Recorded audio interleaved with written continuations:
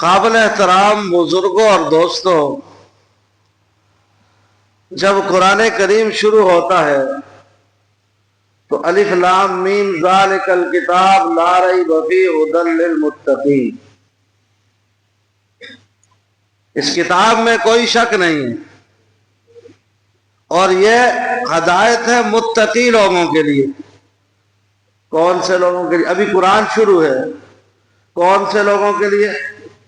متقی لوگوں کے لیے۔ اب وہ متقی لوگ کون ہیں؟ الذین یؤمنون بالغیب، متقی لوگوں کی پہلی صفت کیا ہے؟ وہ غیب پر ایمان رکھتے ہیں۔ ہم نے اللہ کو دیکھا، اللہ کے رسول کو دیکھا، رسول اللہ صلی اللہ علیہ وسلم کے صحابہ کو دیکھا، ہمارا ایمان ہے اللہ ہے اور تھا اور کیا اور رہے گا، ہمیشہ ہمیشہ رہے گا، اور رسول اللہ صلی اللہ علیہ وسلم خاتم النبیین ہے اور حضور کے صحابہ تھے، یہ ہمارا ایمان ہے۔ تو وہ لوگ جو غیب پر ایمان رکھتے ہیں، الذین یؤمنون بالغیب ویقیمون الصلاۃ، دوسری صفت کیا ہے؟ نماز قائم کرتے ہیں، ومما رزقناہم ینفقون، اور جو مال ہم نے ان کو دیا اس میں سے خرچ کرتے ہیں۔ اس میں سے کیا خرچ کرتے ہیں؟ پہلی صفت غیب پر ایمان رکھتے ہیں، دوسری صفت نماز قائم کرتے ہیں، اور تیسری صفت جو کچھ ہم نے ان کو دیا ہے، یہ فرض زکوٰۃ نہیں، فرض زکوٰۃ تو 40واں حصہ ہے، وہ بھی سال گزرنے کے بعد۔ یہ جو کچھ ہم نے ان کو دیا ہے اس میں سے خرچ کرتے ہیں۔ 100 روپیہ دیا ہے تو ایک اس میں سے خرچ کر لیتے، 1000 دیا ہے تو 50 100 اس میں سے خرچ کر لیتے، 2000 دیا ہے تو 2 اس میں سے خرچ کر لیتے، باقی 1800 خود رکھ لیتے ہیں۔ تو یہ صدقہ، اور صدقہ کرنا امیر غریب کے لیے آسان ہے، صدقہ مستحب ہے نا، زکوٰۃ کے لیے نصاب ہے، صدقے کے لیے کوئی نصاب ہے؟ صدقے کے لیے کوئی نصاب نہیں۔ اگر آپ 10 روپے میں بھی صدقہ کریں تو کر سکتے ہیں، 20 روپے میں سے بھی صدقہ کریں تو کر سکتے ہیں۔ اور سنو، جو آدمی، ایک آدمی نے 1 کروڑ میں سے 1 لاکھ خرچ کیا، لیکن ایک آدمی مجبور ہوتے ہوئے 100 میں سے 1 روپیہ خرچ کیا، ثواب دونوں کو برابر ملے گا، ثواب دونوں کو، اس کروڑ روپیہ خرچ کرنے، لاکھ روپیہ خرچ کرنے والے کو اور 1 روپیہ خرچ کرنے والے کو ثواب برابر ملے گا۔ تو صدقہ، الصدقہ تو رد البلاء، صدقہ آئی ہوئی بلاؤں کو ٹال دیتا ہے، صدقہ آئی ہوئی بلاؤں کو، حتیٰ کہ صدقہ موت کو بھی ٹال دیتا ہے، صدقہ موت کو بھی ٹال دیتا ہے۔ موت کو کوئی چیز ٹال سکتی ہے، لیکن صدقے کے اندر وہ طاقت ہے دوست کہ موت کو بھی ٹال دیتی۔ سیدنا لوط علیہ السلام کے زمانے میں یا کوئی اور پیغمبر تھے، یقیناً نہیں کہہ سکتے، ایک سخت قسم کا بدماش آدمی تھا۔ کیا تھا؟ ساری بستی، سارے محلے والے، ساری بستی والے اس سے تنگ تھے۔ ایک دن سارے جرگہ لے کر آئے اللہ کے نبی کے پاس، کہا آپ اللہ کے نبی ہیں، اس آدمی سے ہماری جان کیوں نہیں چھڑواتے؟ اس نے ہمارا جینا حرام کر دیا ہے۔ کیا کر دیا ہے؟ جینا حرام کر دیا ہے۔ سارے لوگ اس سے تنگ ہیں، اس کے لیے بدعا کرنے میں کوئی حرج بھی نہیں۔ اللہ کے نبی، اس ایک آدمی کی وجہ سے بوڑھے بچے جوان ساری بستی تنگ ہے، آپ بدعا کریں اللہ اس کو موت دے دے، اس کی جان بھی چھوٹ جائے زیادہ گناہ سے اور ہم بھی محفوظ ہو جائے۔ جرگے کے سامنے اللہ کے نبی نے ہاتھ اٹھایا، اللہ اس کو موت دے دے، مار دے اللہ اس کو، تیرے لوگ، تیری انسانیت کو تنگ کر رہا ہے، تیرے بندوں کو تنگ کر رہا ہے، یہ ایک آدمی ہے، اس ایک کو اٹھا دے اور اس ایک کے اٹھنے کی وجہ سے کئی لوگوں کو سکون مل جائے گا۔ بددعا ہو گئی، ساری بستی والے خوش ہو گئے، ساری بستی والے خوش ہو گئے، آج اس کی موت ہوگی۔ اس جوان دے پتر صبح کہاڑی بھی کہہ دی، चादर मूढ़े तो सटी टुर गया जंगला में, लकड़ियां कपड़ा नाल गमाला में 2 रोटियां भी रख कर पहुंच गया। अब इसने अपनी लकड़ियां काटी तो उसके हाथ में गड़ा बधा, हाँ जी, और वो तैयार किया और थोड़ी देर गुजरी, रोटियां उसने निकाली खाने के लिए, तो एक मुसाफिर आ गया। उसने कहा जनिया एक रोटी चाह दे, अल्लाह के नाम का कुछ चाह दे, तो इसने एक रोटी दे दी। तो उसने कहा भाई मैं एक रोटी से मेरा गुजारा नहीं होता, मैं तो जंगल में रहता हूं, तू तो फिर भी घर को जाएगा ना, तू तो फिर भी घर को जाएगा, घर पहुंचेगा रोटी मिल जाएगी। मुझे आज कई दिनों के बाद ये रोटी मिली है, वो भी है कि दूसरी भी दे रही यार। उसने कहा ये ले ले, ये क्या कर, ये रोटी ले ले। रोटी दोनों रोटियां दे दी और चल पड़ा। लोग इंतजार में, हमें इतला मिलेगी कि फलां साहब जंगल में मर गए, किसी दरिंदे ने उनको फाड़ दिया, आज उसकी मौत की खबर आएगी। तो राती दीगरी को बात देखे और दिहाड़ियों को बड़ा गड़ा चाहता है, और दिहाड़ियों को बड़ा जोश गड़ा बदेगा। लोग हैरान हो गए कि क्या मसला है, अल्लाह के नबी की बद्दुआ रद्द, दुआ भी रद्द, बद्दुआ भी रद्द नहीं हो सकती, ये मसला क्या है। सीधा अल्लाह के नबी के दरबार में इसको लाया गया गड़े समेत, किस समेत, और उधर वही भी आ गई अल्लाह के नबी के पास। सारे लोग जमा हैं, सारे लोग जमा हैं। भाई मसला क्या हुआ, आपकी दुआ क्यों कबूल नहीं हुई। लूत अलैहिस्सलाम ने कहा इसका जो गड्ढा है इसको खोलो। जब उसको लकड़ियों का गड्ढा खोला गया, उसके अंदर एक सांप था और उस सांप के मुंह में लोहा पकड़ा हुआ था। लूत अलैहिस्सलाम ने कहा मैंने बद्दुआ कर दी, अल्लाह ने इस सांप को इसकी मौत के लिए मुकर्रर कर दिया, इसकी लकड़ियों में सांप पहुंच गया। लेकिन जब इसने लकड़ियों का गड़ा बांधने के बाद 2 रोटियां सदका की, उस सदके की वजह से अल्लाह ने सांप के मुंह में लोहा दे दिया और उस सदके की वजह से इसकी मौत को टाल दिया। सदका तो रद्दुल बला, सदका आई हुई बलाओं को टाल देता है दोस्तों। और ये महीने हैं कमाने के, ये शाबान रमजान, जिस तरह बाकी नेकियों के आज मेरे दोस्तों अजर बढ़ जाता है, इसी तरह दोस्तों सदके का अजर भी बढ़ जाता है। और ये कोई ना कहे हमारे तो सदका, मैं कैसा सदका देवा, मैंने पहले बता दी ये मुस्ताहब सदका है, 100 में से रुपया भी देगा अल्लाह अजर देगा। फिर तो समझो कोई जरा 100 रुपया सदका ना देगा है कोई। ज़कात वो इलादा बात है, सदका इलादा चीज है, हाँ जी। और जब घर में कोई बीमार होता है, पहले जुल्दियां बड़े डॉक्टर को, हुजूर ने क्या फरमाया, अस्सदका तो रद्दुल बला। जब तुम में से कोई बीमार हो जाए या उस पर परेशानी जाए तो नफल पढ़े, अल्लाह से दुआ मांगे, पहला तरीका।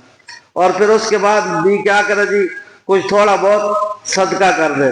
हमारे ऊपर कोई परेशानी आती है, बीमारी आती है, पहले हम सबसे माहिर डॉक्टर ढूंढते हैं, मशहूर तरीन अस्पताल ढूंढते हैं, उसके पास लाखों रुपए लगाते हैं, करोड़ों रुपए लगाते हैं। फिर जब डॉक्टर कह देता है इसका कोई इलाज नहीं, तो फिर मुड़ के मौलवी साहब दुआ करे अल्लाह फजल कर चढ़े। अल्लाह इसका क्या मतलब होता पता है, अल्लाह संभाल ही देना। हम उल्टा चलते हैं, फिर मुड़ के आने बकरा को आने, फिर सदका कर दे। नहीं, इब्तदा ही से ऐसा करो ना, पहले नमाज पढ़ो, रब से मांगो। अल्लाह बीमार करने वाला तू, सेहत देने वाला तू, रिज़्क देने वाला तू, इज्जत देने वाला तू, सेहत देने वाला तू, तंदुरुस्ती देने वाला तू, रिज़्क देने वाला तू। या अल्लाह मुझे अता कर दे, मुझे अता कर दे। तो वो अता करने हम खुद अल्लाह से नहीं मांगते, اللہ سے پاکدامنی مانگو، اللہ سے کہو اللہ مجھے غنی کر دے، جس طرح اور دعائیں مانگتے ہو نا، اللہ مجھے پاک دامن بنا دے، اے اللہ مجھے غنی کر دے، اللہ غنی کر دے گا، غنی کر دے گا، پاک دامن کر دے گا۔ اے اللہ مجھے کسی کے سامنے ہاتھ پھیلانے کی توفیق نہ دے، اللہ نہیں دے گا، اللہ نہیں دے گا۔ تو میرے محترم دوستو، عرض کر رہا تھا کہ صدقہ آئی ہوئی بلاؤں کو،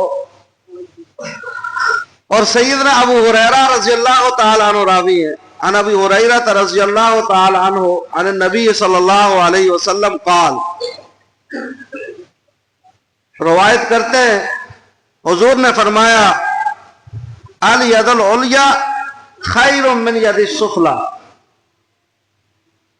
اوپر والا ہاتھ نیچے والے ہاتھ سے بہتر ہے، اوپر والا ہاتھ نیچے والے ہاتھ سے بہتر ہے۔ اور بعض لوگوں نے اس کا مطلب کچھ اور سمجھا، میں استاد تھا، میں نے مطلب یہ سمجھا، میں اپنے شاگرد کو سمجھایا کہ دیکھ جب بھی مجھے کوئی چیز دے تو تیرا ہاتھ نیچے ہونا چاہیے، میرا ہاتھ اوپر ہونا چاہیے، اس لیے کہ میں استاد ہوں تو شاگرد ہے۔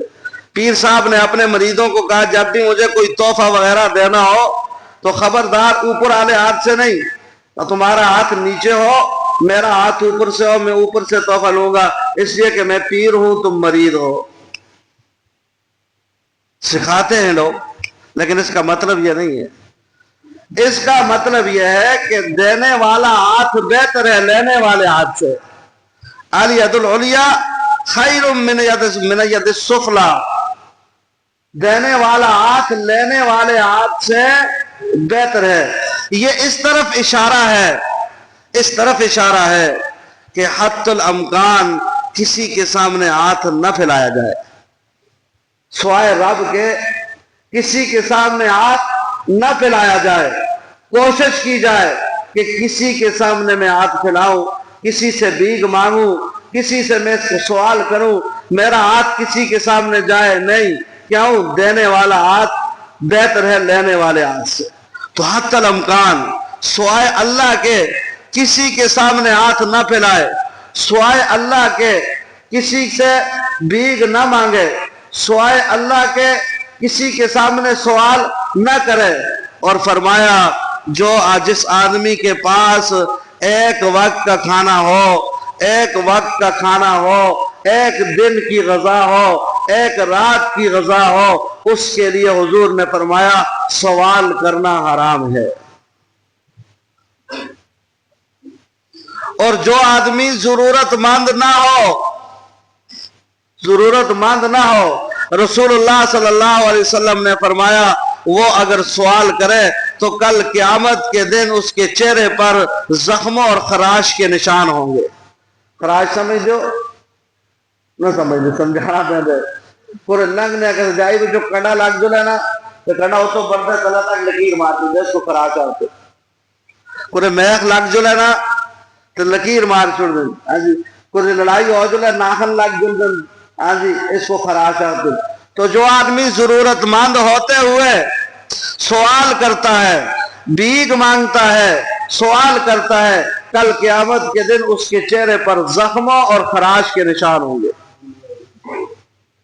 تو میرے محترم دوستو، ضرورت کے علاوہ کسی سے بھیک مانگنا، ضرورت کے علاوہ کسی کے سامنے ہاتھ پھیلانا، یہ میرے محترم دوستو حرام ہے۔ یہ کیا ہے؟ حرام ہے۔ اور یہ فقہا نے بھی لکھا ہے کہ حرام ہے۔ لیکن ذرا توجہ فرمانا، ہم ایک ہی بات لے لیتے ہیں نا، یہ حرام اس وقت ہے کہ جب آپ بھیک مانگنے والے کو پہچان رہے ہوں، بھیک مانگنے والے کو پہچان رہے ہوں، اور جڑے منگتا تو ہے میں اس کو چنگے طرح سے آنڈا، دو کوٹیاں بھی بڑھائی دیے، دو گڑیاں بھی چل دیے، چنگا پلہ کھانا پینا جڑے، لیکن اس کی عادت بن گئی ہے منگنا دی مرے کلک اور رہندے، اگر ایسے آدمی کو دینا حرام ہے۔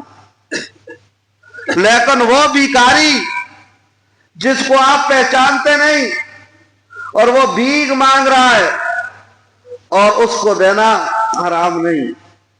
اگرچہ آپ کو شاہ کہہ جانا ہوتی جنا سے دا پلا جانا ہے چنگا پل ہے پوڑ راستے منگ دے، اس شک کے اعتبار نہ اس کو دینا حرام نہیں، آپ دے دیں۔ آپ نے اگر 10 غیر مستحق لوگوں کو صدقہ دے دیا جن کو صدقہ دینا درست نہیں تھا اور آپ کے علم میں بھی نہیں تھا، آپ کو ثواب ملے گا، نقصان کچھ نہیں ہے، نقصان کچھ نہیں ہے۔ لیکن اگر آپ نے ایک مستحق کو ٹھکرا دیا جو صدقے کا مستحق تھا تو اس میں اگر اس کا کوئی نقصان ہوگا تو تمہیں بھی نقصان اٹھانا پڑے گا۔ وَأَمَّا السَّائِلَ فَلَا تَنْهَرْ، کل اللہ پوچھیں گے او میرے بندے قرآن تر 5 ختم کردہ سے قرآن پڑھ، قرآن تو سری نہ چاہتا سے اے آیت پڑھیا سی اما السائل فلا تنہر، کہ جب تمہارے پاس کوئی سائل آئے، مانگنے والا آئے تو اس کو مت جھڑکنا، اس کو ماتا میں ہٹا کٹا سن ہے دے تمہارا راستے دے بیگ منگتا رہنے جل پڑا پوڑ راستے منگنے جان دے گا پڑیو، اتنے بڑے بڑے توڑے چوڑے اتنا جوان گنے تھے بیگ منگتا پھرتے نا۔ وَأَمَّا السَّائِلَ فَلَا تَنْهَرْ، تو نے یہ آیت نہیں پڑھی تھی کہ کسی سائل کو مت دتکارنا، کسی سائل کو مت جھڑکنا، اگر کچھ ہو تو دے دینا، نہ ہو تو کیا کہنا جی بابا معاف کر چھوڑ، بابا معاف کر دو، ٹھیک ہے جی۔ جو آدمی صدقے کی ابتدا کرے تو وہ اپنی آل و اولاد، اپنی بیوی بچوں سے، اپنے والدین سے، جو لوگ اس کے زیر اس کفالت میں ہیں ان پر خرچ کرے، بیوی بچوں پر، والدین پر خرچ کرنا، اولاد پر خرچ کرنا، رشتہ داروں پر خرچ کرنا، یہ کیا ہے جی صدقہ ہے، یہ کیا ہے جی وَخَيْرُ صَدَقَةٍ وَخَيْرُ صَدَقَةٍ مَا كَانَ عَنْ ظَهْرِ غِنًى، اور ان پر بھی خرچ کرے، اللہ ہے نا، صدقہ دے اللہ کے راستے میں، اللہ کے راستے میں خرچ کرے۔ یہ ابو ہریرہ رضی اللہ تعالی عنہ کی حدیث سنا رہا ہوں آپ کو، خرچہ کرے من بدا بتعول، جو ان کے زیر سرپرست، جن کا وہ سرپرست ہے، کفیل ہے، ان پر خرچہ کرے اور اپنے والدین پر خرچہ کرے، لیکن صدقہ کرنے میں بھی خیال کرے، ایسا نہ ہو کہ وہ صدقہ کرنے کے بعد فقیر ہو جائے۔ آج تقریر سنو تو جن کا مولوی صاحب ہے صدقہ بڑا ثواب ہے، سارا کچھ کٹ کے باہر چاہ دو، پھر 2000 وقت مولوی دیاں کرا غریب کر چھڑے ہو، فقیر کر چھڑے ہو، مکو غرق کر چھڑے، نہ، یہ حضور فرما رہے ہیں وَخَيْرُ صَدَقَةٍ مَا كَانَ عَنْ ظَهْرِ غِنًى، صدقہ کر لیکن صدقہ کرنے کے بعد تیرے پاس بھی کچھ باقی رہے۔ تسی ایسو حضور پہ سارا کچھ صدقہ کرا چاہیے، اتھے مقابلہ نہ کرے۔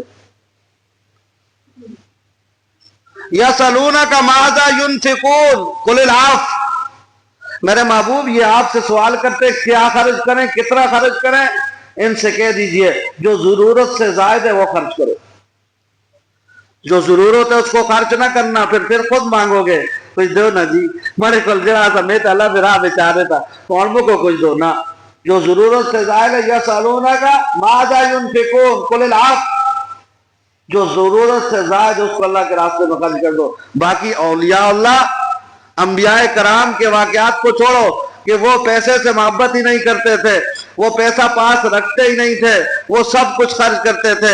میرے آقا ساری کائنات کے آقا امام الانبیاء نماز پڑھائی، نماز کے بعد فوراً دوڑتے ہوئے چلے گئے، باہر نکل گئے، صحابہ کو بڑا تعجب ہوا، جب واپس آئے تو صحابہ نے پوچھا یا رسول اللہ آج کیا جلدی تھی، کیا معاملہ تھا، آپ جلدی کیوں چلے گئے تھے؟ حضور نے فرمایا میرے پاس گھر میں کچھ چند درہم پڑے ہوئے تھے، انہوں کو ٹائلا کے آیا،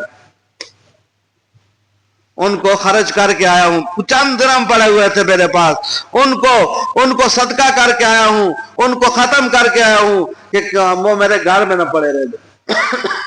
حضرت طلحہ رضی اللہ تعالیٰ عنہ نے سارا باغ وقف کر دیا، لیکن ہمارے لیے کیا ہے، ان کا ایمان مضبوط تھا، وہ خود مضبوط تھے، اللہ کے ساتھ تعلق مضبوط تھا، اس لیے وہ سب کچھ خرچ کرنے کے بعد فاقے گزارتے تھے، فاقوں پہ فاقے آتے تھے، لیکن میرے محترم دوستو برداشت کرتے تھے۔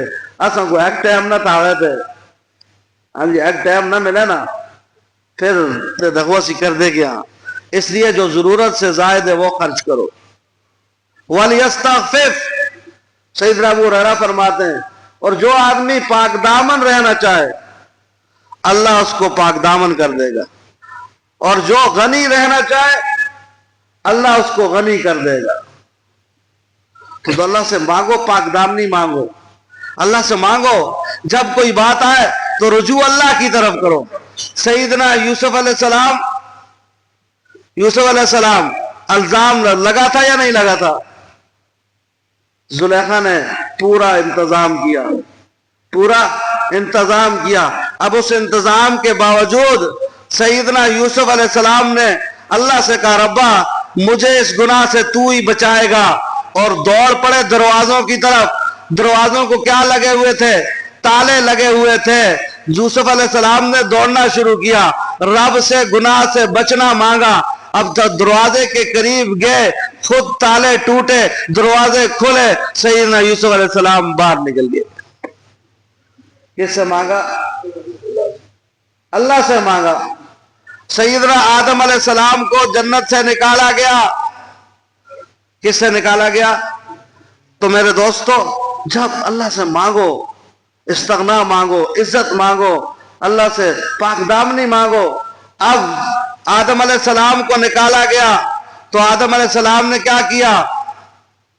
اللہ کی طرف رجوع کیا، اللہ سے سوال کیا، فرمایا ربنا ظلمنا انفسنا وَإِن لَّمْ تَغْفِرْ لَنَا وَتَرْحَمْنَا لَنَكُونَنَّ مِنَ الْخَاسِرِينَ۔ ربنا ظلمنا انفسنا، اے میرے رب ہم دونوں نے میاں بیوی نے اپنی جانوں پہ ظلم کر دیا، ہم قصوروار ہیں۔ ربنا ظلمنا انفسنا وَإِن لَّمْ تَغْفِرْ لَنَا وَتَرْحَمْنَا لَنَكُونَنَّ مِنَ الْخَاسِرِينَ۔ اے میرے ربا ہم اس بات کا اقرار کرتے کہ ہم دونوں نے اپنی جانوں پہ ظلم کیا ہے، اگر تو ہم پر رحم نہیں کرے گا، ہمیں معاف نہیں کرے گا تو ہم نقصان اٹھانے والوں میں سے ہو جائیں گے۔ سیدنا یونس علیہ السلام مچھلی کے پیٹ میں چلے گئے تو کیا فرمایا؟ لا الہ الا انت سبحانک انی کنت من الظالمین۔ اے میرے اللہ قصوروار میں ہوں، انی کنت من الظالمین، تو پاک ہے۔ اللہ فرماتے اگر یونس ان کلمات کے ساتھ مچھلی کے پیٹ میں مجھے نہ پکارتا، کسی اور نبی کو پکارتا، کسی ولی کو پکارتا، کسی پیر کو پکارتا، کسی ولی کو پکارتا، کسی استاد کو پکارتا، ماں باپ کو پکارتا، میری عزت و جلال کی قسم یونس قیامت کے دن تک مچھلی کے پیٹ میں رہتا، لیکن یونس نے پکارا مجھے لا الہ الا انت سبحانک انی کنت من الظالمین۔ یونس نے پکارا اپنے رب کو، کس نے جی یونس علیہ السلام نے کیا فرمایا؟ لا الہ الا انت سبحانک انی کنت من الظالمین۔ تو میرے محترم دوستو سیدنا ایوب علیہ السلام پر تکلیف آئی تو کس کو پکارا؟ وَأَيُّوبَ إِذْ نَادَى رَبَّهُ أَنِّي مَسَّنِيَ الشَّيْطَانُ بِنُصْبٍ۔ اے اللہ میری تکلیف کو دور کر دے۔ وَأَيُّوبَ إِذْ نَادَى رَبَّهُ أَنِّي مَسَّنِيَ الشَّيْطَانُ، اے میرے اللہ مجھے شیطان کی طرف سے تکلیف پہنچی ہے، شیطان نے مجھے تکلیف پہنچی ہے، تو ہی مجھے شفا دینے والا ہے۔ ارکض برجلک ھذا مغتسل بارد وشراب، اللہ نے فرمایا تیری دعا قبول ہو گئی، اپنی ایڑی کو زمین پر مار، نیچے سے پانی نکلے گا، اس کو پی بھی اور غسل بھی کر، تیری ساری بیماری دور ہو جائے گی۔ صدقہ خیرات کرو، اور اب بھیک مانگنی ہے، سوال کرنا ہے تو کس سے کرو؟ اللہ سے کرو، اللہ سے دعا اللہ عمل کی توفیق عطا فرمائے۔ وآخر دعوانا ان الحمدللہ رب العالمین۔